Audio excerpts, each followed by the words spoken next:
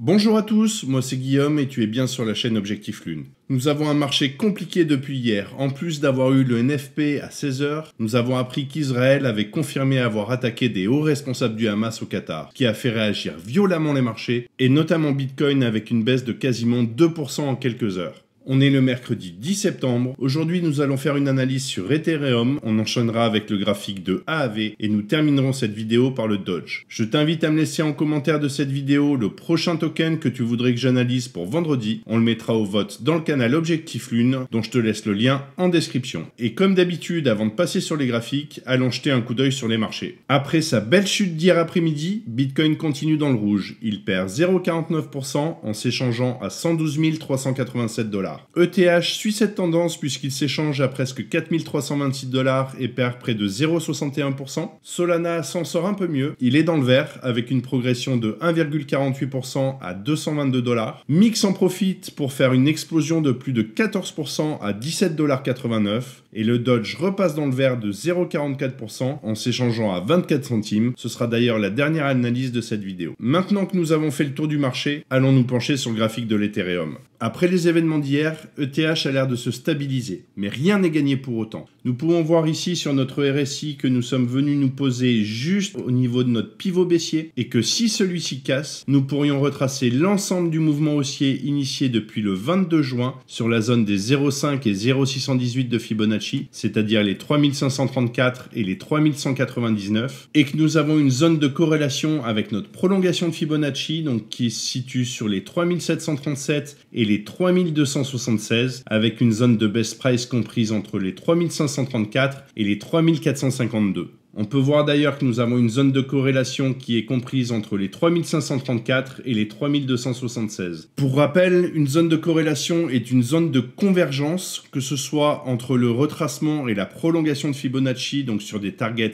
identiques, soit une zone de convergence sur différentes timeframes.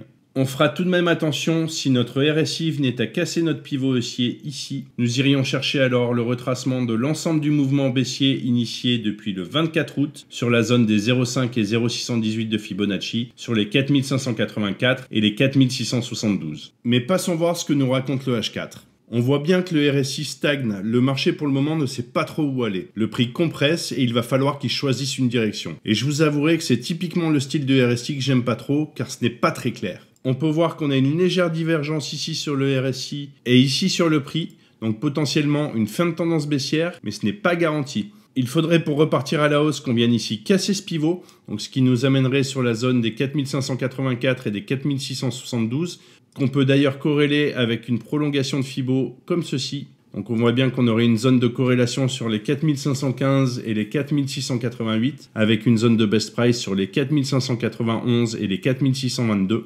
Et par contre, si on vient casser par le bas, du coup on irait chercher nos targets qu'on a vus sur le D1.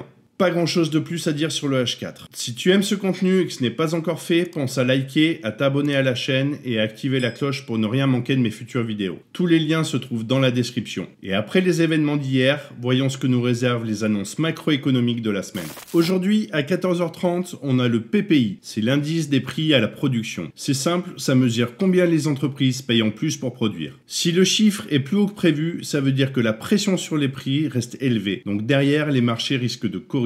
Si c'est plus bas, ça peut donner un peu d'air aux actions et aux cryptos. Jeudi, à 14h30, c'est le plus gros morceau de la semaine. Les demandes d'allocation chômage, ça nous donne une image directe de l'emploi. Et surtout, on a le CPI. C'est l'inflation que les consommateurs ressentent au quotidien. C'est l'annonce numéro 1 que les marchés surveillent. Si l'inflation est au-dessus des attentes, c'est un mauvais signal. Les marchés réagissent souvent à la baisse. Si l'inflation, par contre, est plus basse que prévu, ça rassure et on pourrait avoir un joli rebond. Vendredi, à 16h, on termine avec le Michigan Consumer Sentiment. Ça mesure la confiance des ménages américains. Plus ils sont confiants, plus ils consomment. Donc plus ça soutient l'économie. Moins ils le font, plus ça pèse sur la croissance. En bref, mercredi, on a l'inflation du côté des entreprises. Jeudi, on a l'inflation côté consommateur plus l'emploi. C'est la journée à surveiller. Et vendredi, on a la confiance des ménages. Durant ces 3 jours, c'est là que tu peux avoir les plus gros mouvements sur Bitcoin. Donc si tu es sur les marchés, fais attention parce que la volatilité peut être énorme. Maintenant qu'on a toutes ces données en tête, nous pouvons passer sur le graphique de AAV.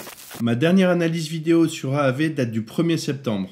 Entre-temps, les membres de la boussole ont eu droit à une mise à jour un peu plus récente. D'ailleurs, si tu veux nous rejoindre, je te laisse le lien dans la description. Nous avions déterminé exactement la zone de retracement sur les 329,76 et les 336,97. Donc cette zone-là qu'on est venu toucher, vous voyez juste ici, on est rentré dedans. Nous pouvons voir à l'heure actuelle que notre pivot baissier ici est sous pression et que si celui-ci casse, nous pourrions aller chercher les zones suivantes, c'est-à-dire les 270,66 et les 232,92 avec une zone de best price sur les 247,34 et les 254,05. Donc cette zone-là, zone qui est en corrélation avec le retracement de l'ensemble du mouvement haussier initié depuis le 7 avril sur les 0,5 et 0,618 de Fibonacci, c'est-à-dire les 250,08 et les 218. Donc on a une zone de corrélation ici qui se fait entre les 250,08 et les 232,82, zone que le cours pourrait atteindre. Pour repartir à la hausse, il faudrait que notre RSI vienne casser notre pivot, et dans ce cas-là, on irait chercher le retracement de l'ensemble du mouvement baissier initié depuis le 23 août sur la zone des 327,69 et des 335,35. J'ai regardé sur le H4, malheureusement cela ne nous apporte pas plus de précision. D'ailleurs, ce qu'on peut faire, c'est se retrouver tout de suite sur le graphique du Dodge. Mais avant, je voudrais te dire que ce que je te partage ici reste mon analyse du marché à un instant T, ce n'est pas un conseil en investissement, et comme toujours, je t'invite à faire tes propres recherches et à adapter ta stratégie à ton profil de risque. Pour le moment, il ne veut pas repartir à la hausse. On est toujours bloqué ici au niveau du RSI entre notre pivot haussier et notre pivot baissier. Tant que nous n'aurons pas une cassure franche à la hausse ici ou à la baisse, il ne se passera pas grand-chose. Et ce que je vous propose, c'est de passer directement sur le H4 où nous avons un petit peu plus de choses à dire. On peut voir qu'on a loupé nos targets de peu puisque nous avions une zone de corrélation qui était comprise ici sur les 0,20 403 et les 0,19 802. Donc c'était cette zone-là qu'on est venu juste au-dessus et que le cours a décidé de repartir à la hausse. Nous pouvons voir que nous avons cassé ici notre dernier plus haut RSI. Par contre, notre pivot haussier est toujours sauvegardé à cet instant. Dans cette configuration, nous pourrions avoir un retracement de l'ensemble du mouvement haussier initié depuis le 1er septembre.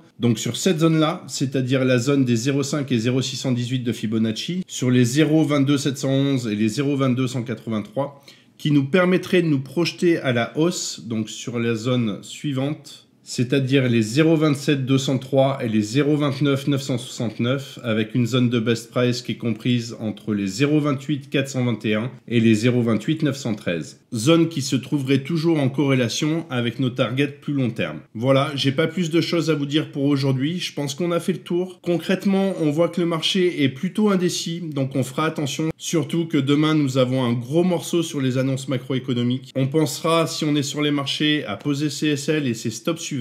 Pour ma part, je te dis à vendredi où on ira décortiquer le graphique du sol. Je te souhaite une excellente fin de semaine et comme toujours, prends soin de toi et tes cryptos. Ciao!